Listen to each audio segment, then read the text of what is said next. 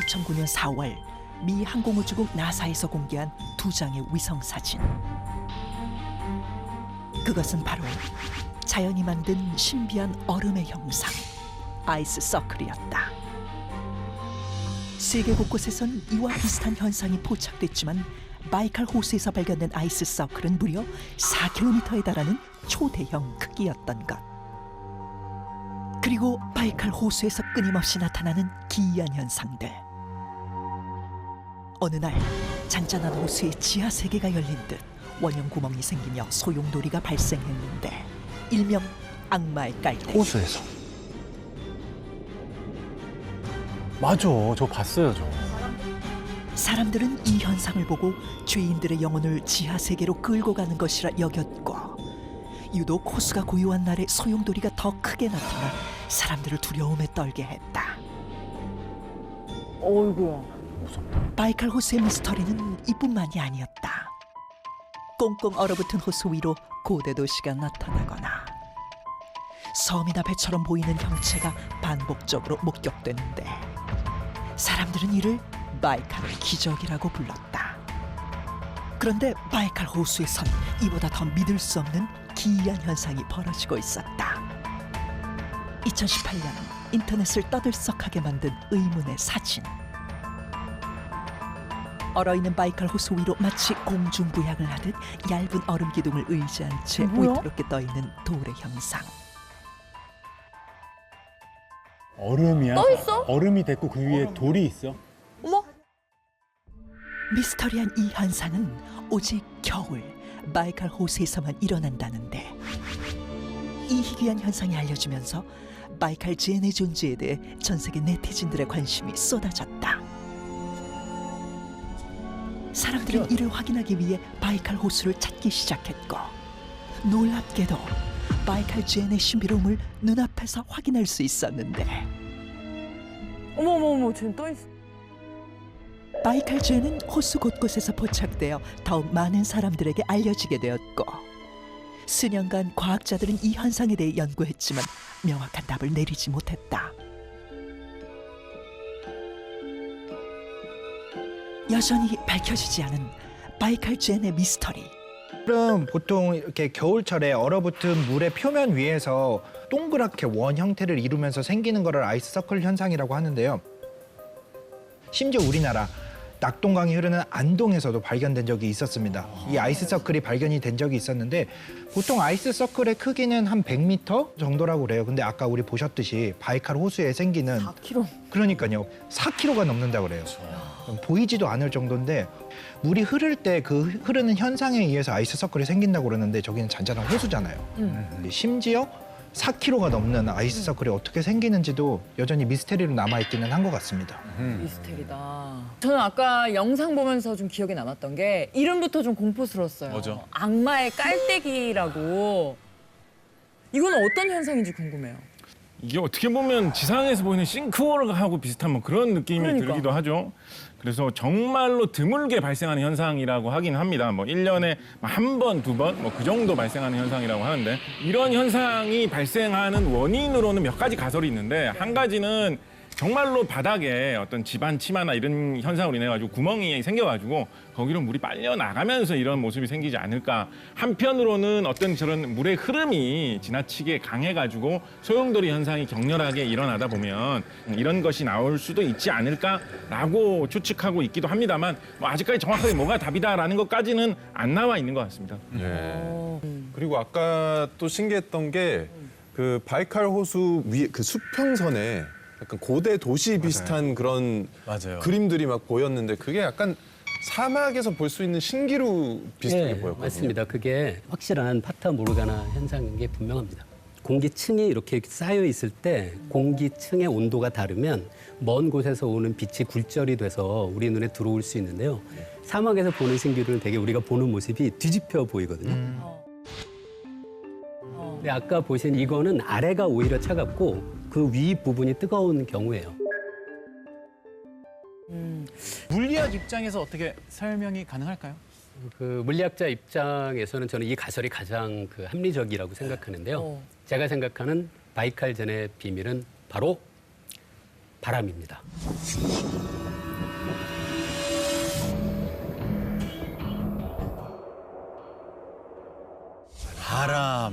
바람이 저렇게 옮겨놨다고요? 그 바이칼젠이 생기는 때가 겨울인데요. 겨울에 항상 호수의 얼음 위로 시속 100km 정도의 바람이 불고요. 그거를 초속으로 생각하면은 초속 30m 정도예요. 그러니까 1초에 30m라는 엄청난 속도의 바람이 불고 있는 거죠. 이렇게 바람이 불면은 이 호수 바로 위에 얼음 위를 부는 바람이 이 돌을 만나잖아요. 거기서 똑바로 진행하지 못하니까 돌의 아래 부분에서 이렇게 휘돌아 나가게 돼요, 바람이.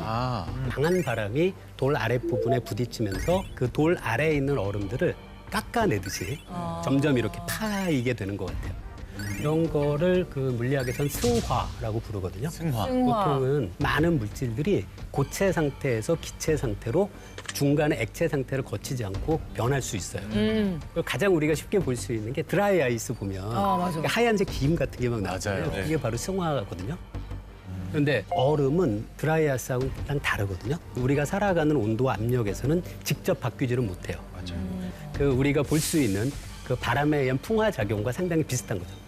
어쨌든 승화라고는 할 수 있습니다. 고체 상태의 얼음이 기체 상태로 변해서 이제 점점 없어지는 거니까요.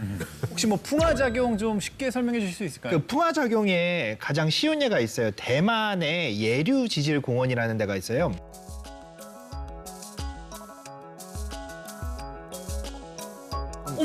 가면은 여왕머리 바위라고 그래가지고 이제 머리가 여왕이 이렇게 딱 한 옆모습 같다. 그렇죠. 여왕의 옆모습처럼 되는데 바위가 사암으로 돼 있는데 목 부분이 1960년대에서 지금 현재까지 보면은 점점 가늘어지고 그러네요. 있는 걸 볼 수가 있어요. 언젠가는 부러질 수도 있는 그런 상태가 될 수도 있을 것 같아요. 우리는 바이칼젠 현상을 직접 실험해 보기로 했다. 재현을 하기로 했어요. 재현을. 가장 먼저 영하의 온도를 재현해 보기로 했는데 하지만 그렇죠. 현재 서울은 폭염이 기승을 부리고 있는 상황. 냉동 창고 같은 데 가야지 뭐. 유사한 환경을 위해 실험 장소를 수소문해 보았다. 그렇게 찾아온 역대급 실험 장소. 무려 영하 19도에 대형 냉동 창고를 찾아낸 다빈치 실험군단. 뭐 하는 데지? 한겨울 바이칼 호수의 평균 기온과 비슷한 영하의 날씨를 완벽하게 재현했다. 야, 스케일 크다.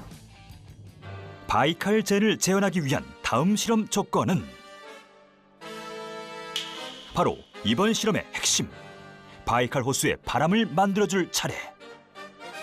바이칼 호수에서 부는 바람을 유심히 살펴보면 그 흐름이 강하고 균일하다는 걸 알 수 있는데, 그래서 우리는 비슷한 형태의 바람을 만들기로 했다. 그렇지, 그 센 바람을 어떻게 만들지? 나한테 죽을 거야. 초속 30m를? 구현이 될까요? 자연의 균일한 바람을 만들기 위해 조사한 결과 일명 풍동 장치를 이 실험에 적용시켜 보기로 했는데, 풍동은 균일한 공기의 흐름을 만들어 기류가 물체에 미치는 영향을 실험하는 터널형의 장치를 말하는데, 보통 비행기나 우주선 실험할 때 풍동 실험을 많이 해요.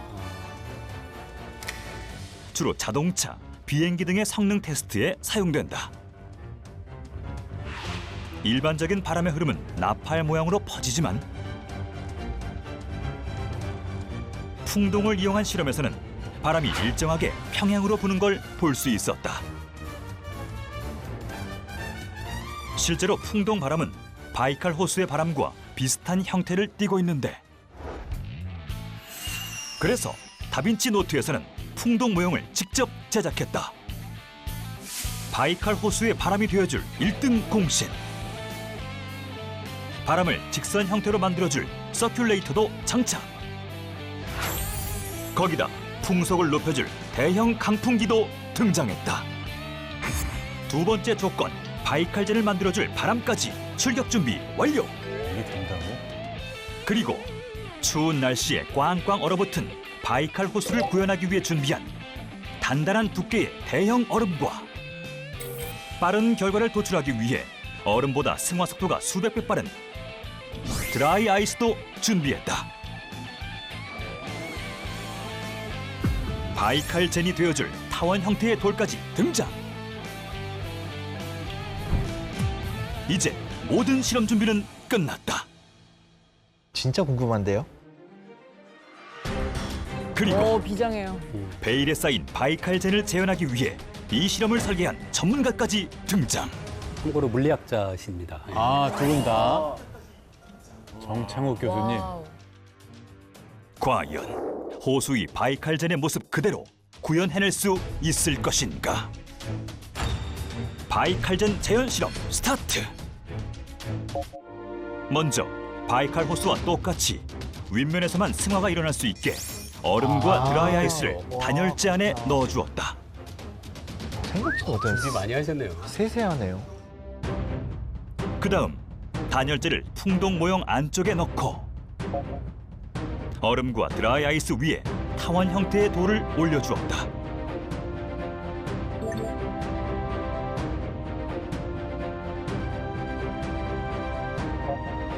그리고 평행 상태의 균일한 바람을 만들어주기 위해 서큘레이터와 강풍기를 작동시켜 주었다. 거기다 서큘레이터를 더 추가해 풍속을 높여줬는데 선풍기를 한쪽에서만 하면 그러면 이렇게 균일하게 안 되거든요. 한쪽에서 넣고 한쪽에서 계속. 빼줘야 되겠다.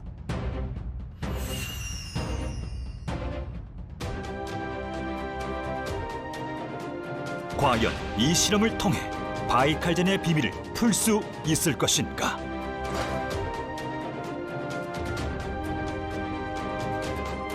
바람이 불수록 돌 주변으로 점차 변화가 일어나기 시작하고 특히 돌 아랫부분이 패이면서 빠른 승화가 일어난 걸 볼 수 있었는데 이대로라면 바이칼젠과 동일한 현상을 만들어낼 수 있지 않을까? 우리는 장장 6시간 동안 이 실험을 관찰해보기로 했다. 계속되는 실험. 영하 19도의 추운 환경에 제작진의 몸도 꽁꽁 얼어가고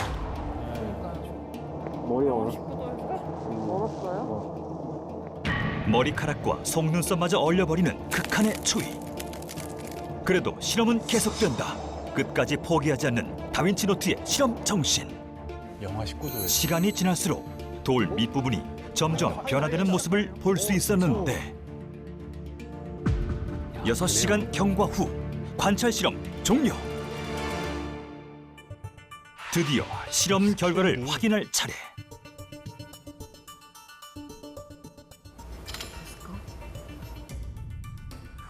과연 어떤 변화가 생겼을까? 밑쪽에 보면 아, 이렇게? 승화 속도가 느린 얼음 위 돌은 변화가 없는 반면 아, 그 얼음은 어쩔 수가 없어요. 얼음은 어렵죠. 승화가 빠른 드라이 아이스는 돌 주변이 파여 있는 걸 관찰할 수 있었다. 그럼 이게 이제 시간이 오래되면 더 파일 수 있다라는 거죠. 작은 기둥 가운데 기둥이 있어요. 야, 그럼 실험 전후를 비교한 결과 돌 아랫부분에 승화가 일어난 걸 확인할 수 있었다. 완벽한 형태는 아니지만 바이칼젠과 제법 비슷한 모습의 실험용 돌. 여기엔 어떤 원리가 숨어 있을까? 원리는 이렇다. 풍동에서 균일하게 부는 바람의 흐름은 돌과 정면 충돌하게 되는데 이때 바람은 곡선 형태로 돌 밑부분을 파고든다. 그 흐름을 바로 와류와 난류라 하는데 이 흐름은 소용돌이 형태로 존재하게 된다. 이런 형태의 바람을 끊임없이 받게 되면 승화 현상이 일어나고 이 과정이 반복되면서 바이칼젠의 형태로 변하게 되는 것. 바이칼젠 속에 담긴 과학적 비밀은 혹시 바람에 의한 승화가 아니었을까? 야, 이거 진짜 박수 쳐야 돼. 진짜 신기하네요. 바이칼젠을 거의 그대로 재현해냈습니다. 맞아요. 과학자분들은 어떻게 보셨어요? 저는 저 정도까지 이렇게 비슷하게 나올 거라고는 솔직히 기대를 못 했거든요. 저렇게 풍동 실험을 설계한 것도 대단하고 저 결과가 저희가 생각했던 거 이상으로 정말 재현을 명확하게 해낸 것 같아요. 아주 비슷했었어요. 과학자들이 이런 얘기할 땐 자기가 얘기해도 잘 안 믿을 때가 많거든요. 오늘 보니까 제가 한 얘기지만 상당히 설득력이 있어요. 바이칼젠의 비밀에 대한 또 다른 가설 뭐 없을까요? 그 앞서 김범준 교수님께서 말씀하셨던 바람에 의한 현상과 더불어서 제가 생각하는 비밀은 바로 태양열입니다.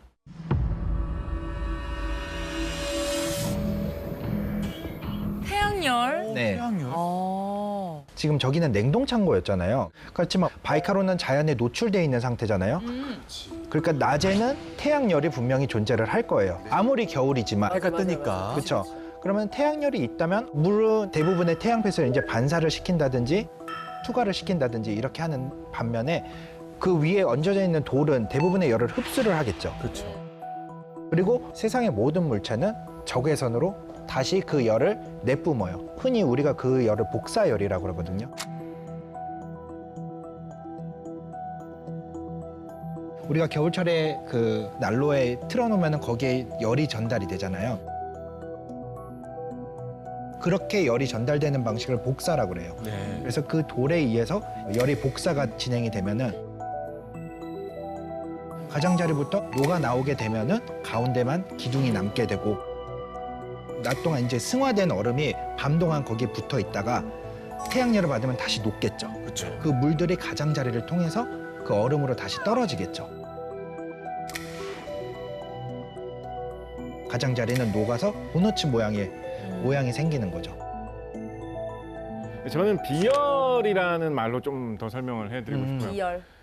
해변에 가면 여름철에 해변에 가면 이제 바닷물이 있고 이제 모래밭이 있고 그렇지 않습니까? 네. 두 개가 사실상 같은 위치에 이렇게 붙어 있어요, 그죠? 근데 바닷물이 시원합니까? 모래가 시원합니까? 바닷물이 시원하다. 바닷물이 시원해요. 모래는 뜨거워요, 보통. 네, 맞아요. 왜 갇힌 위치에 그렇게 있는데 바닷물은 왜 시원하고 모래는 왜 오히려 더 뜨겁냐? 이게 사실 이상한 현상이거든요. 무슨 차이로 설명하느냐? 네.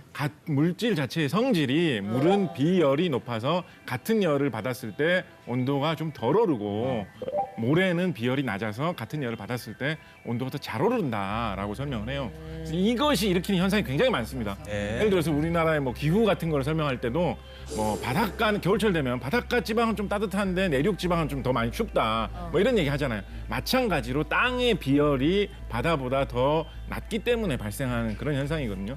그러니까 모래를 사실은 뭉쳐놓은 게 돌이지 않습니까? 그러니까 햇볕을 받았을 때 돌이 더 빨리 달구어진다. 이 주변에 있는 물에 비해서. 그래서 돌이 어떤 달구어진 물체의 역할을 한다라고 생각해 볼 수 있을 것 같습니다. 네. 근데 그렇다고 하기에는 그 얼음 자체도 조금씩 온도가 높아질 텐데 그 가운데 기둥은 어떻게 그거를 분명히 조금씩 녹고 있을 상황인 거잖아요. 근데 어떻게 버티고 있는 거죠, 그 돌을? 쉽게 설명을 하면은 저희가 빨래 같은 거 있잖아요. 가끔 이런 경험 있지 않으세요? 입었는데 겉은 말라서 입었는데 속은 젖어 있어. 속은 길쭉쭉할 때가 있죠. 겨드랑이 이런데. 맞아요. 겨드랑이 있는데 바깥에는 이미 열이 많이 전달이 돼 있는데 속까지는 다 전달이 되지 않은 것.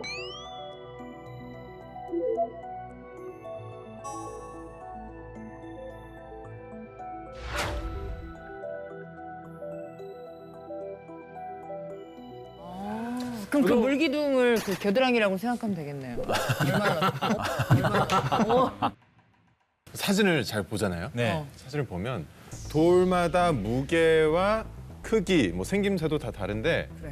정말 마치 계산이라도 한 것처럼 완벽하게 중심을 잡고 있어요. 맞아.